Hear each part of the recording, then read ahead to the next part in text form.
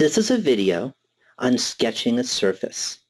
The question states, identify and sketch 4x squared plus y squared plus 16z squared equals 16.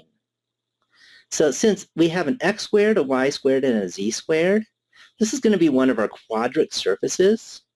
We're used to having a 1 over on the right-hand side. So let's first divide all four terms by 16. So 4 divided by 16 is 1/4.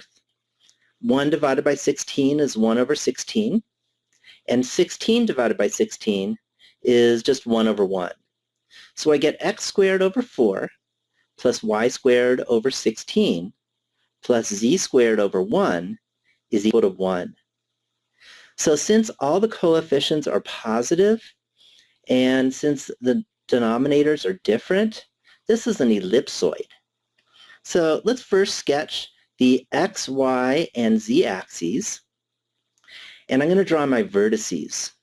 First, if y and z are both 0, then x is plus or minus 2.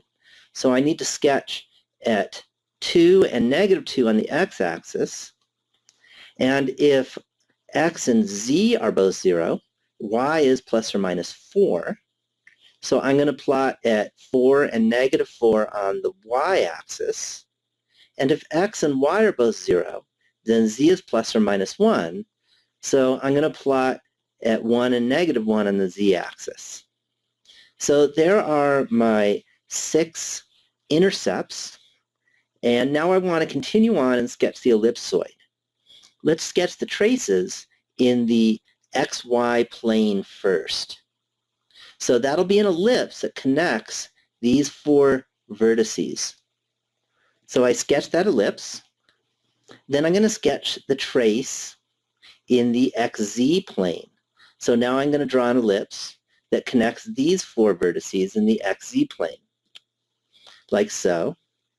And then finally, let's sketch the trace in the yz plane.